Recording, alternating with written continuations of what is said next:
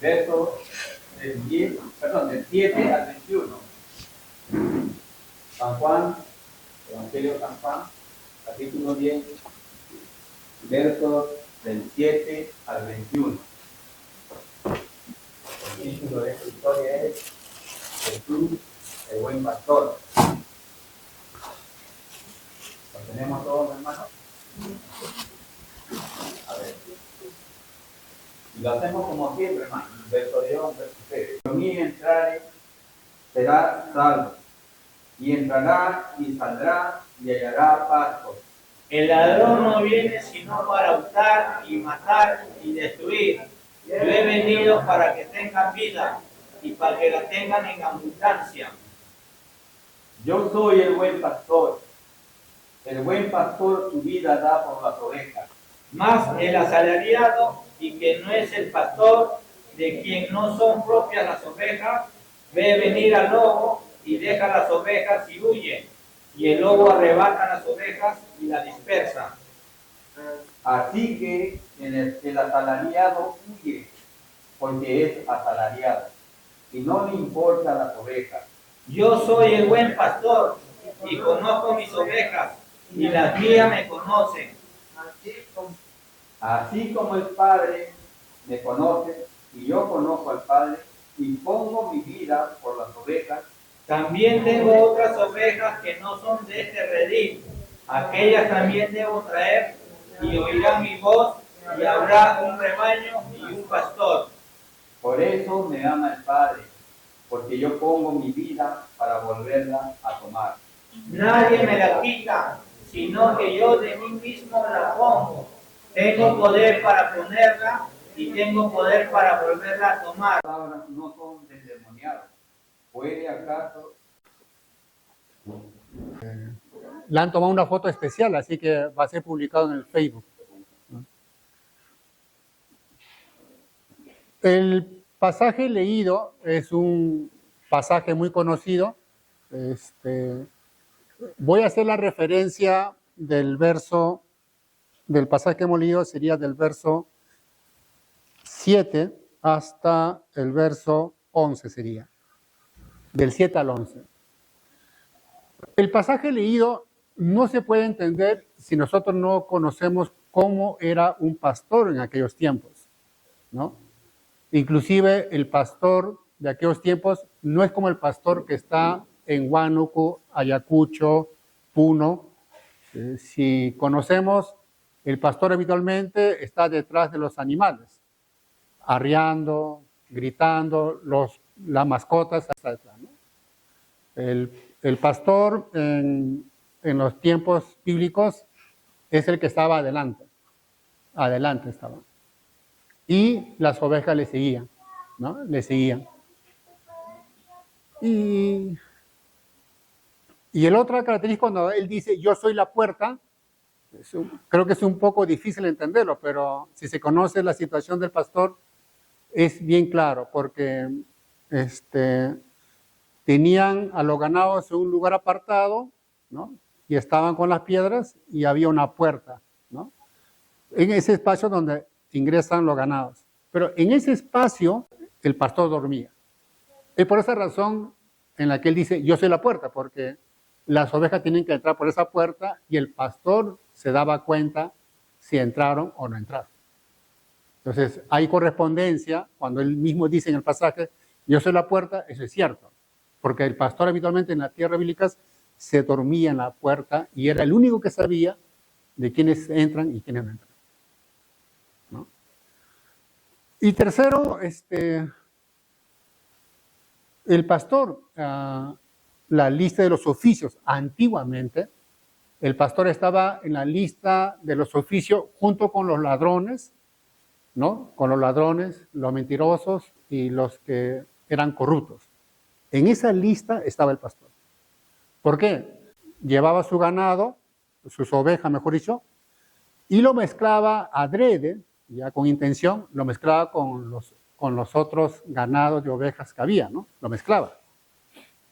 Entonces, cuando lo mezclaba, entonces, si él tenía 15 ovejas, al mezclarlo con los otros, ya no tenían 15, tenía 20. Entonces, su número de ovejas ya crecía, aumentaba. Entonces, por ese acto, el pastor era conocido como ladrón, no era confiable. No era confiable, ¿no? Y tenía otras actitudes de desconfianza, por lo cual el pastor estaba en la lista de ladrones, ¿no? Corruptos y mentirosos, ¿no? Entonces, cuando Jesús dice, yo soy el pastor, él eleva, ¿no? El oficio de pastor, que era un oficio ya denigrante, lo eleva y le pone en un sitial alto, elevado, privilegiado. Porque de hecho, cuando él dice yo soy pastor, indudablemente no es como el pastor de aquellos tiempos, ¿no?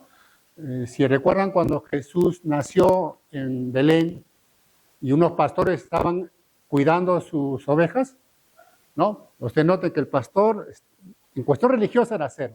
Le preocupaba su ganado, las ovejas le preocupaban. No le interesaban las cuestiones religiosas. Los de Jerusalén son religiosos, fariseos, son totalmente religiosos, pero el pastor era un hombre preocupado por su trabajo, era un hombre eminentemente secular, era profano. Le interesaba su trabajo, su dinero. Punto.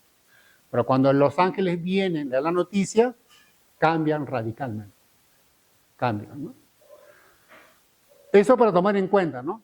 Y ahora voy por una parte que nunca les he dicho.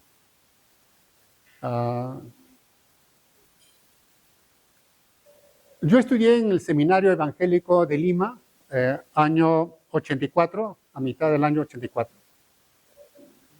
En el 85, en el seminario, lo que ocurre en las universidades también, ¿no?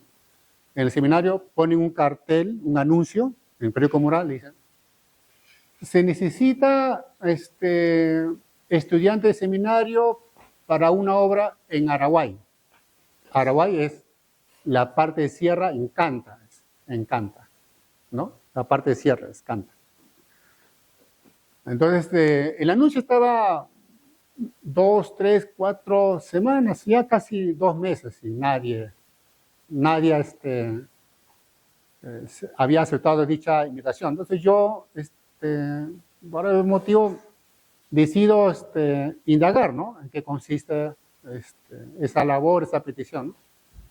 Y voy a la iglesia, es una iglesia que queda en Río Agüero, y me ponen al tanto, ¿no? Que hay una familia en Araguay, se necesita un pastor para que dirija esa familia y otras personas que vienen y hacer la obra en Araguay, ¿no? Y el tiempo que se requería de trabajo sería pues del tiempo de vacaciones, enero, febrero y marzo, ¿no? Porque en abril las clases en el seminario, ¿no? Entonces me dijeron, es que usted trabaje en Araguay 3 meses ahí, ¿no? 3 meses. Entonces, acepto la propuesta, voy por 3 meses en Araguay y joven, ¿no? La primera experiencia como pastor, ¿no? Entonces ahí, ¿saben lo que es vivir solo? ¿No? Y haciendo la obra en una tierra extraña en la que no te conocen. Estuve 3 meses ahí, había una habitación, cocinaba, ¿no? Y hice la labor visitando a las personas, evangelizando, y luego también jugaba pelota con la gente de ahí, ¿no? Pero lo más curioso es que jugando pelota me hice más conocido en Araguay. Entonces, salí a jugar en las tardes pelota, me hice más conocido, ¿no? Y la comunidad hizo una actividad deportiva, la comunidad. Entonces, vienen 2, 3 personas distintas, independientemente, cada uno en distinto horario viene, ¿no? Pero cada uno que venía me decía, ¿usted puede jugar por mi equipo? Así me decían, ¿no? Luego venía el otro, ¿usted puede jugar por mi equipo? Y así eran como 3 o 4 venían, ¿no? Pues yo me encontré un problema porque aceptar a uno es negar a otro, ¿no? Entonces, hasta cuando me dijeron, tiene que decir porque queremos que usted juegue, ¿no? Ya no importa con qué equipo. Es que la comunidad era pequeña, un asentamiento humano. Entonces decidí jugar por un equipo y ahí empezamos. Bueno, me conocían más y entonces empezó a hacer la obra, ¿no? Entonces, al cabo de 3 meses ya tuve que regresar al seminario, ¿no? Seminario y la gente de ahí me preguntaba, ¿y cuándo vienes? ¿Cuándo? ¿No? Todo ello, ¿no? Entonces, pasó un año, llegó la vacación y otra vez tuve que ir, ¿no? Entonces, ya éramos conocidos, se hizo la obra y, bueno, se levantó, ¿no? La iglesia y de ahí ya no volví más, ¿no? Ya porque terminaba mis estudios en el seminario, entonces me dan que pastorear una iglesia por Vitarte, ¿no? Esa sería mi segunda experiencia, ¿no? Pero la primera experiencia es la que me marcó porque, bueno, ahí, si ustedes notan, nunca tuve un tutor que me diga cómo ser pastor, porque si hubiera tenido un tutor, hubiera sido igualito al tutor, hubiera sido, ¿no? Y ese punto lo resolví leyendo libros de los padres de la iglesia y leyendo libros de la época de la Reforma, ¿no? Entonces, ahí me planteé el problema, ¿en qué consiste ser un pastor, ¿no? O sea, ¿cuál es mi trabajo? ¿Por qué soy pastor? ¿Qué tengo que hacer? Ahí, ¿no? Entonces, porque en vida sabía lo que era un pastor, entonces, pero yo tenía problemas porque lo que yo veía casi no se encontraba en la palabra. Por ejemplo, ¿no? El pastor grita y a veces amenaza, ¿no? Entonces dije, no creo que sea así, ¿no? Entonces ahí después miraba que los pastores piden plata, ¿no? Entonces 3, 4, no creo que sea así. Yo estaba preguntando, ¿no? No creo que sea así, ¿no? Y luego también vi que el asunto, en los cultos había esta cuestión de expulsión de espíritus demoníacos, ¿no? Entonces,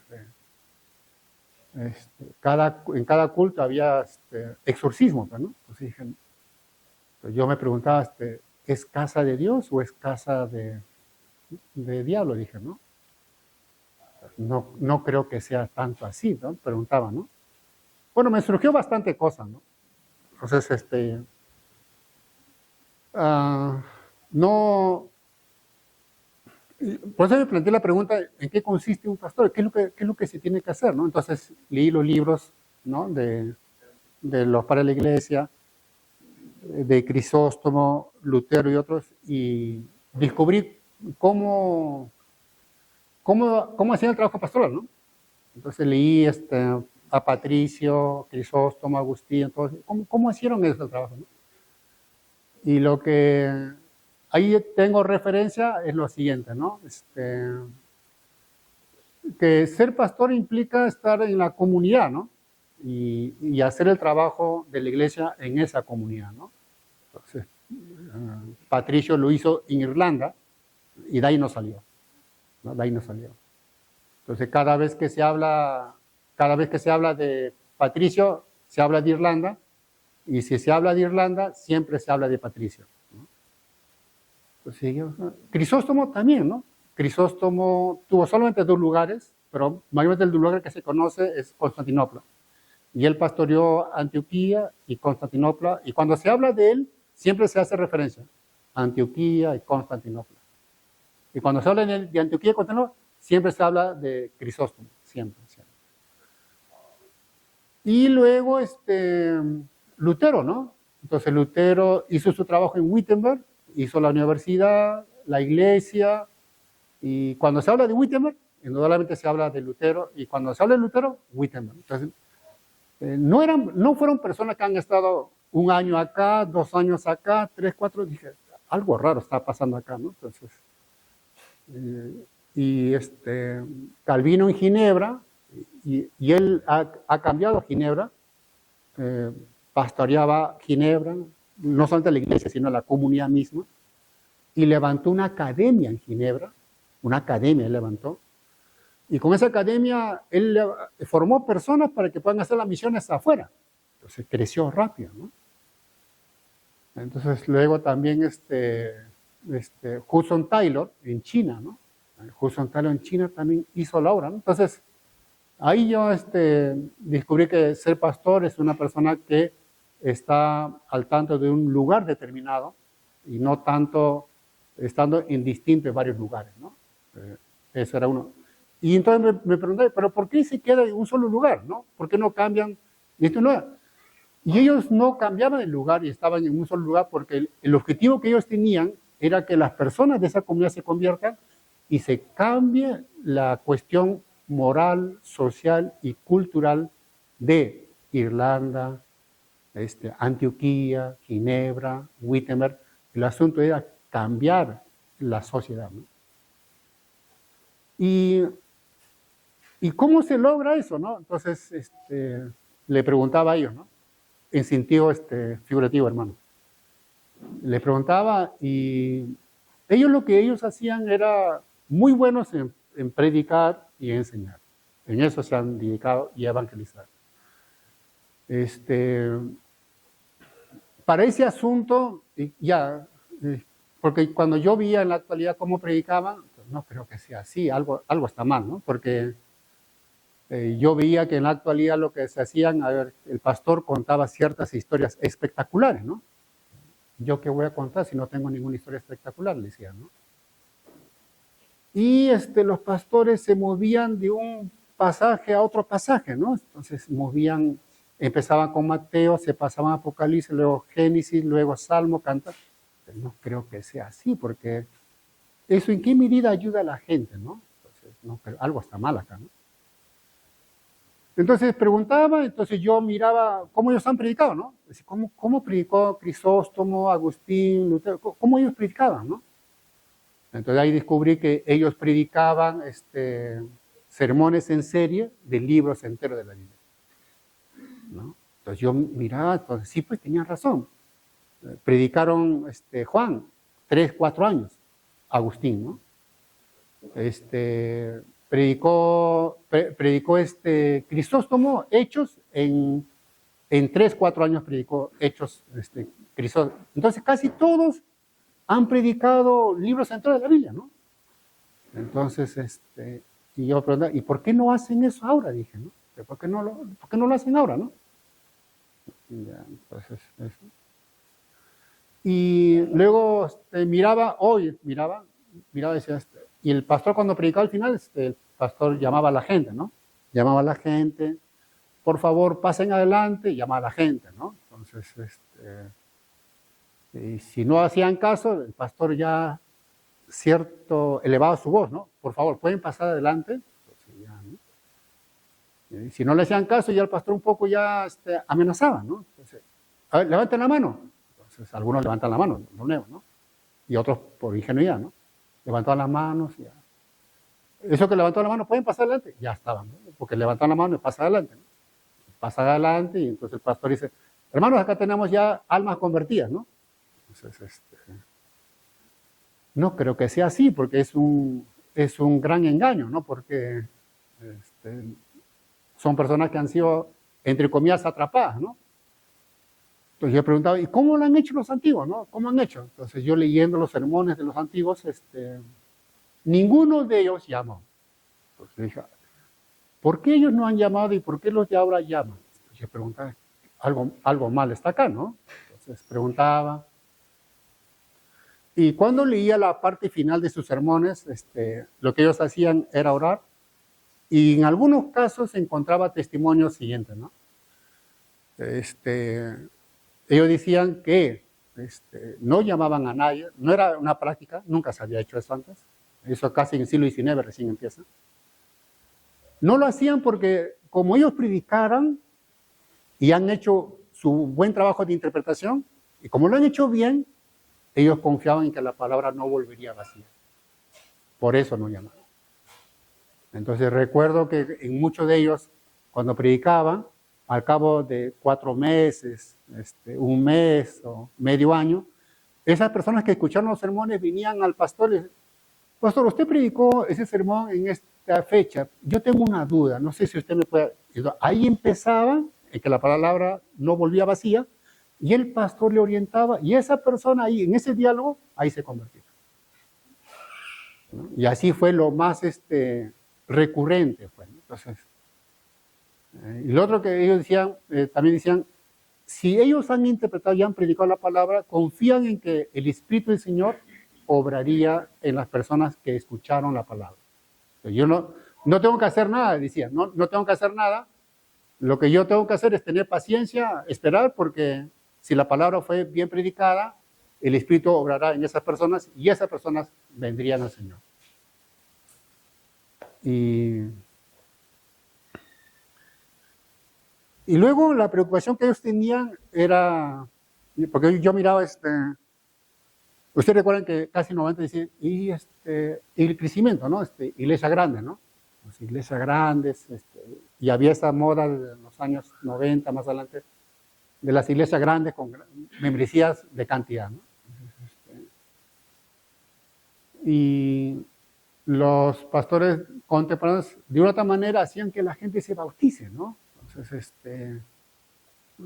yo escuchaba varios testimonios de estudiantes, ¿no? Decía, mi pastor ha bautizado a un hermano, entre comillas, ese hermano vino a la iglesia 4 veces, ¿no? Visitante, así, ¿no? Nuevo, ¿no? Y al venir 4 veces, ya, usted ya vino 4 veces, ya es usted convertido, así que vamos a bautizarlo de acá una semana, ¿no? Entonces lo bautizaron rápido, ¿no? Entonces yo preguntaba, ¿y por qué lo han hecho así, no? Sí, lo han hecho así. Porque yo me averigüé que en el siglo II, la persona que iban a ser bautizada, lo capacitaban más de un año. Entonces, ¿y por qué hoy lo bautizan tan rápido, no? ¿Por qué lo hacen así, no? Entonces, le pregunté, ¿por qué tanto tiempo han demorado para bautizar, no? Entonces me decían, para ver si en verdad se han convertido, ¿no? Y aparte, descubrí que ellos estaban preocupados, y eso sí es una gran diferencia. Los pastores antes estaban preocupados de que esas personas que se conviertan ingresen al cuerpo de Cristo, no a la iglesia local. Esa fue una gran diferencia. Que las personas que se conviertan, su conversión es auténtica, verdadera, si ingresan al cuerpo de Cristo. Entonces, eso fue una gran diferencia porque la gente de hoy está preocupada de que la gente ingrese a la iglesia local. Pueden ingresar a la iglesia local, pero no ingresan al cuerpo de Cristo, y es una gran diferencia. Entonces, ahí eso, y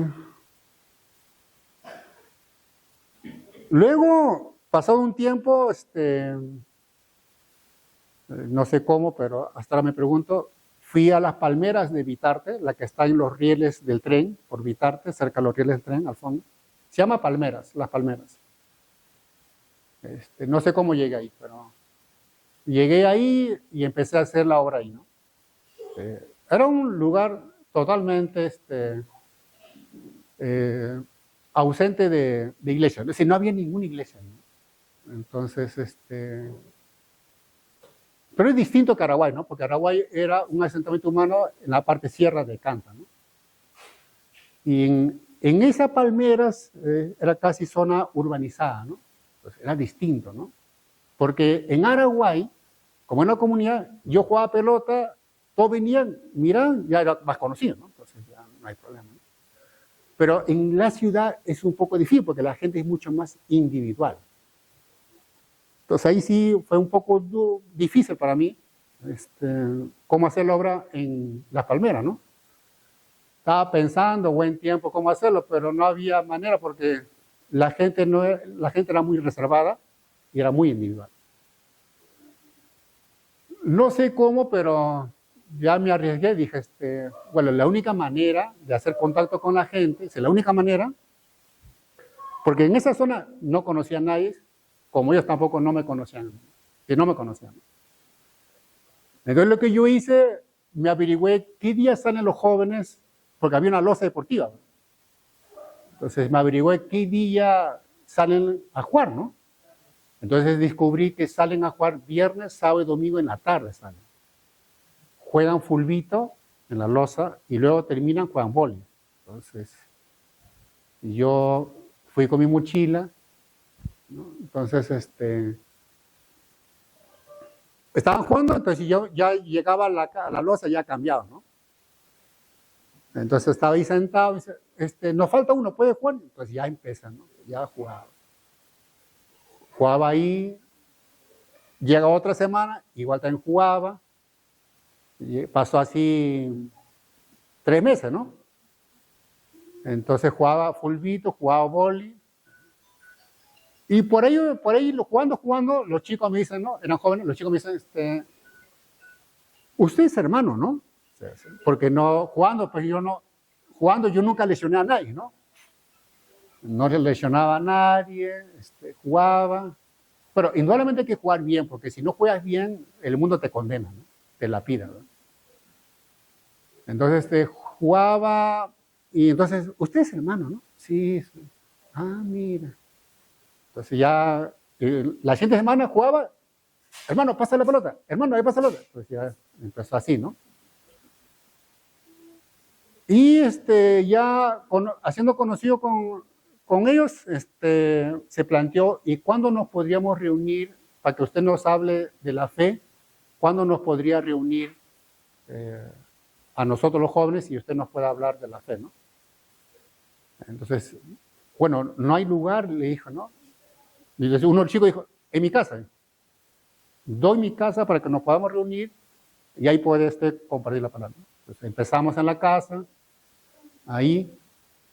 Entonces ya la comunidad se daba cuenta de que yo estaba ahí. Los chicos sabían que era hermano, entonces me decían hermano, ¿no? Pero la gente de la comunidad, familias, venían, ¿no? Entonces los jóvenes decían, hermano, le están buscando. Entonces, ¿y a quién será? Porque ¿quién te va a buscar ahí, no? Ni Sunat, ni Movistar, ¿no?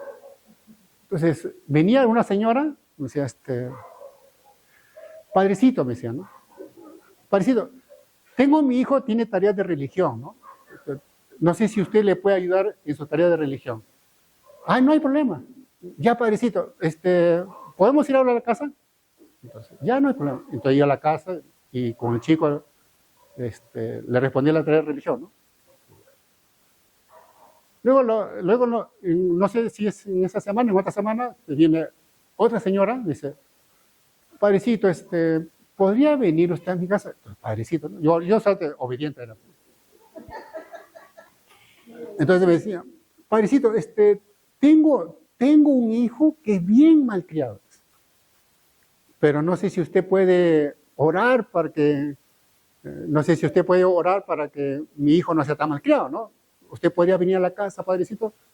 Ya no hay problema. Entonces, iba a la casa y oraba por el chico. Entonces ya en la comunidad ya era conocida, la comunidad, ¿no? Era más conocido como padre, ¿no? Y eso que no tenía ni siquiera sotana ni cuello clerical, ¿no? Entonces, y los jóvenes ya teníamos reunión. Entonces,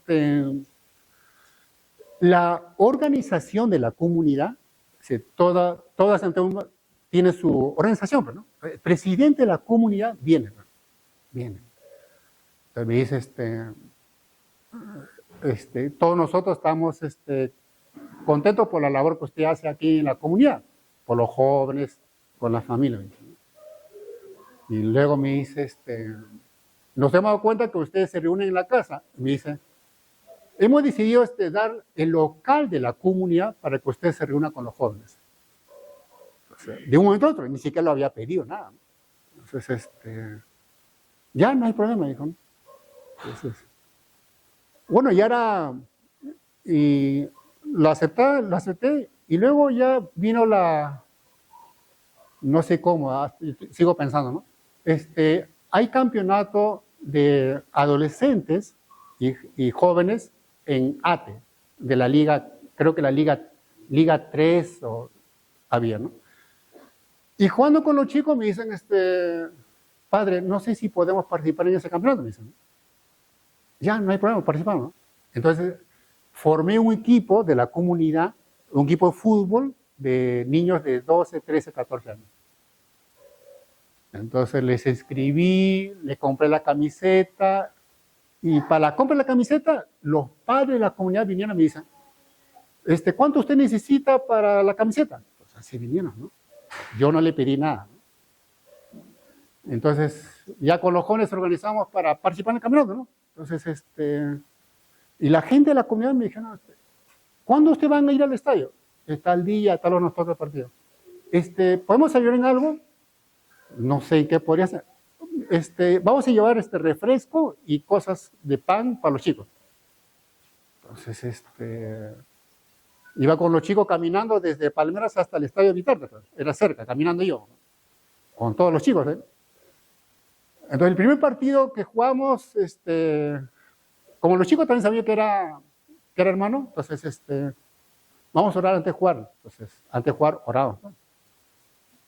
Y ganamos partido. Entonces, ya para la próxima vez que veníamos y nos tocaba jugar, la gente ya de la Palmera iba bastante. Entonces, ya había barra, había gente en el estadio de las Palmeras. Un día, no sé, que nos tocó un partido, llegué tarde al estadio. No me recuerdo qué tuvo, pero yo llegué tarde. Y ese día que yo llegué tarde, los chicos se acercan y me dicen, hermano, hemos perdido el partido. Entonces ahí los chicos estaban cabizbajos, ¿no? Habían perdido el partido, ¿no? Porque todos los partidos anteriores habían ganado, ¿no? Entonces, conversando con ellos, uno de los chicos me dice, ¿no? Bueno, hermano, hemos perdido el partido porque no hemos orado. Así me han dicho. No hemos orado. Por eso hemos perdido el partido. Entonces, quedamos así, ¿no? Quedamos, creo que, tercer lugar, algo así, por primera vez, ¿no? Y ya no sé qué dificultades tuve, ya no pude continuar por asunto de economía, creo que fue, porque fue un asunto personalmente mío, ¿no?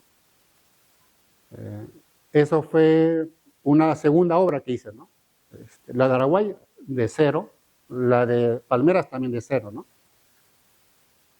Y antes de la Palmeras, tuve a cargo la iglesia, bueno, hacer la obra en Horacio Ceballos, y ahí conozco a la familia Rodríguez, ¿no? A la familia Rodríguez, la hermana Julia. Estamos hablando hace 30 años, hermanos, hace 30 años. Conocí ahí, Sori, ¿no? Ustedes conocen a la hermana Sori, ¿no? Sori era así. Recuerdo todo, ¿no? Color verde, la chompa, las botas, ¿no? Recuerdo. Y luego de Sori, Mire, más pequeña, ¿no? Más pequeña. Percy ya delgado, pelotero, ¿no? Y Honorio también, ¿no? Ahí conozco. Y ahí empezamos la obra en Horacio, ¿no? Entonces, igual jugaba, enseñaba, todo eso, ¿no? Entonces, luego la obra aquí, ¿no? En Pariache.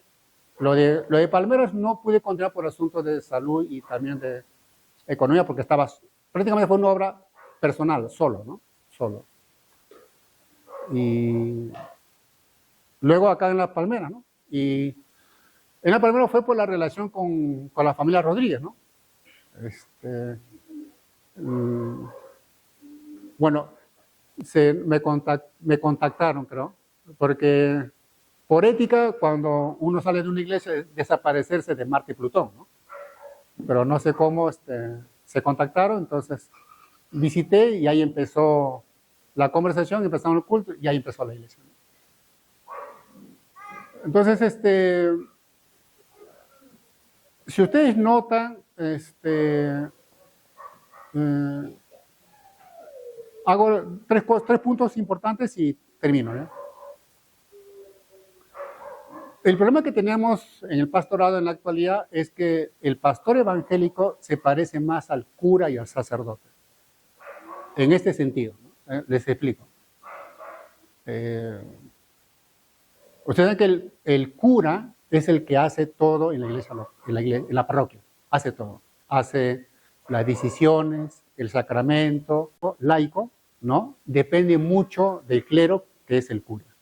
Es decir, el laico no puede hacer nada si el cura no da el visto bueno.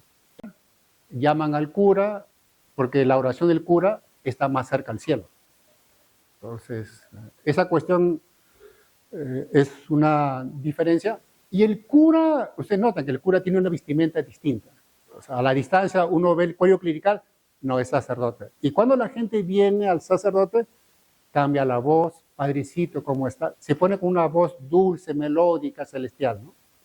Es por la vestimenta, ¿no? Porque la vestimenta te indica que tú eres cura, y entonces la gente tiene que darse cuenta que tú eres cura, y tiene que tener otro comportamiento, y la relación es distinta.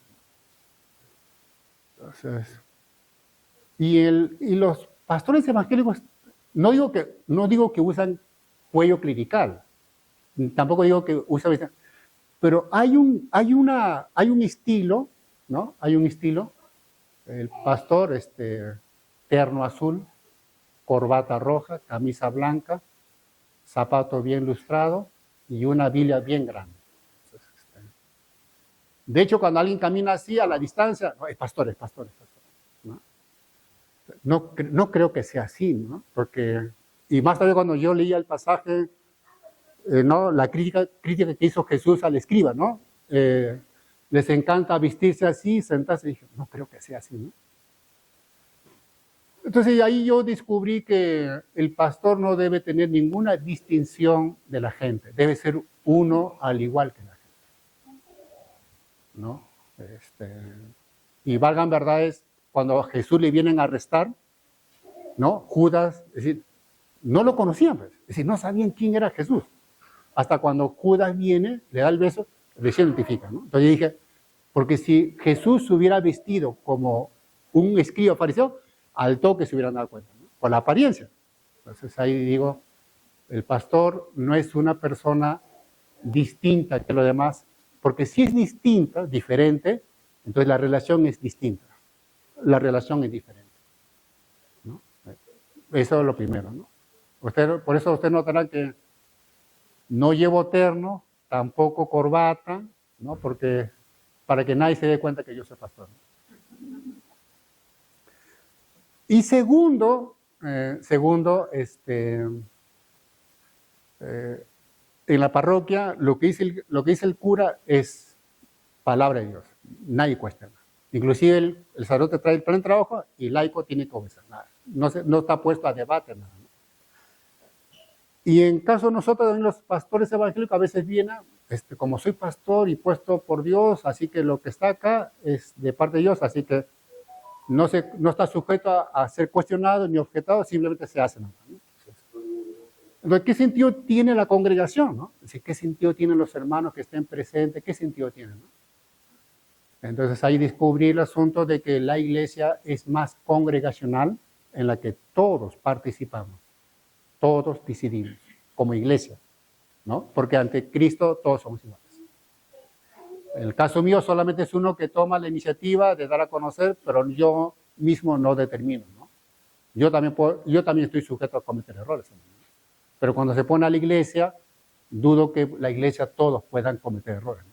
Entonces, hay un equilibrio y eso es sano, ¿no? Entonces ahí aprendí, el asunto de la iglesia es una iglesia congregacional. ¿Sí? Y usted notará, ¿no? Cantamos congregacionalmente. No como otras iglesias en las que solamente cantan 2, 3 que están al frente y los demás contemplan, no cantan, porque los que están al frente cantan en tenor, soprano, y a veces tú y yo, los hermanos, no llegan, ¿no? No llegan. Y si llegó a decir de que los que están adelante, si vienen, la adoración llega al Señor. Y si no llegan, no vienen ellos, la adoración no llega al Señor. Entonces no puede ser eso, ¿no? A partir de ahí, el asunto del canto congregacional, ¿no? Y la decisión congregacional, ¿no? Bueno. Y tercero, último, fue Martin Lloyd Jones, ¿no? Martin Lloyd Jones, él planteó, ¿por qué los pastores entran en estrés? Entonces él escribe, creo que escribe, sí. La pregunta que él se planteó es, ¿por qué los pastores llegan a un estrés, a un agotamiento que colapsan? Entonces, y él dice, ¿no? El problema ahí es que el pastor asume ser consejero de cada hermano, ¿no? Entonces, son 200 personas, 200 problemas. Y Y cada problema no se soluciona con una sola visita. Tiene que ser 3, 4, 5. Entonces, el pastor recibe todo eso y colapsa. Colapsa. Entonces, él dijo, aquí el problema está, y él le dijo, acá el problema está, no es tanto que el pastor pastoree a los 200 personalmente, porque si no sería la relación del cura, clero y laico, dependencia. Y él dice, aquí el asunto está que se cura a las personas mediante la predicación. Y con la predicación no hay manera de sufrir estrés.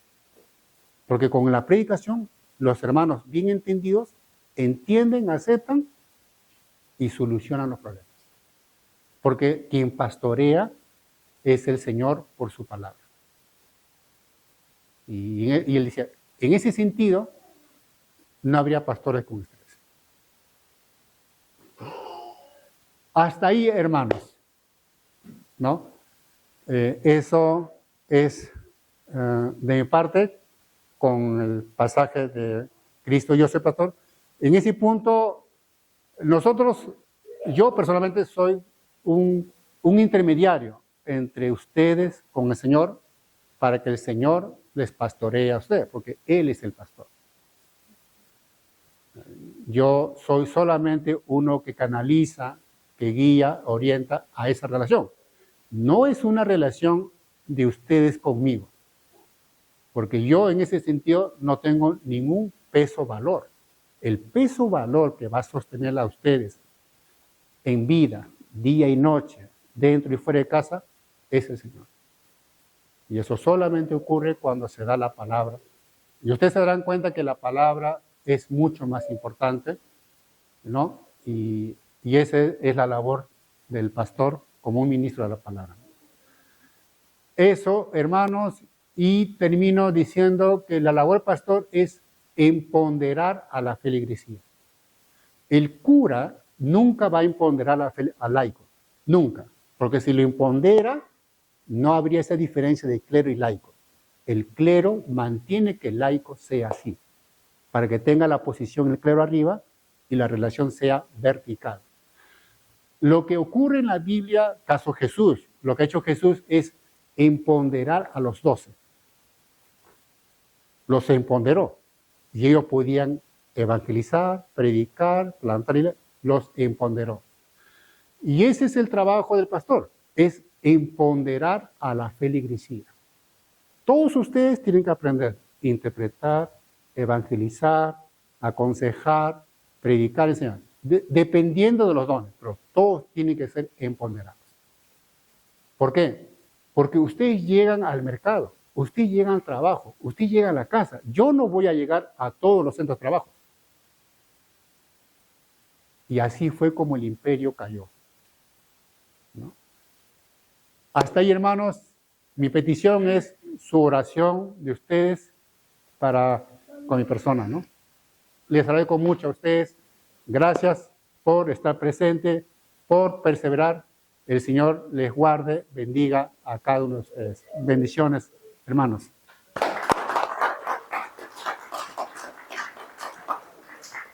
Dicho eso, ya nunca más contaré mi historia.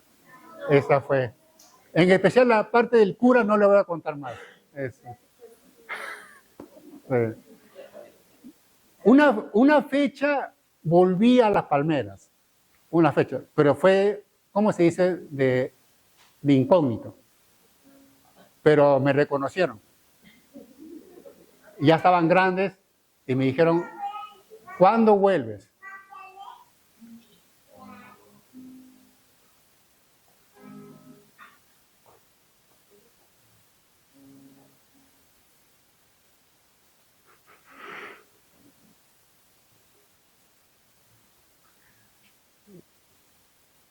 Disculpen.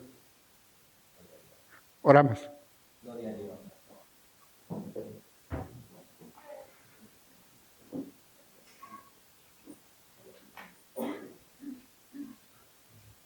Gracias, Señor, por darnos la vida, en especial la vida eterna, Señor. permite también que seas tú quien nos pastorees a cada uno, Señor. Por tu palabra expuesta, tu Espíritu obrará en cada uno de nosotros, Señor. Permite que mis hermanos descubran sus dotes y talentos para que te puedan servir bien cada uno, Señor. Y el Evangelio se extienda en Pariachi y seas tú el Señor en este lugar, en esta comunidad, y levantes la ciudad de Dios en Pariachi, Señor. Si en tu gracia permite que se pueda hacer obras en Álamos, Vallecito y otro, bienvenido, Señor, y levanta obreros en esta iglesia para poder hacer la obra en tales lugares, Señor. Que tu evangelio se extienda y tu iglesia crezca con la bendición tuya, Señor. Que te conozcan y así sean salvos, y que te conozcan y acepten que tú eres el pastor de cada uno de ellos, Señor. Gracias por tu fidelidad y tu bondad, Señor. Gracias por tu paciencia con todos nosotros. Agradecido, Señor, te pedimos que bendigas la Iglesia Cristo Rey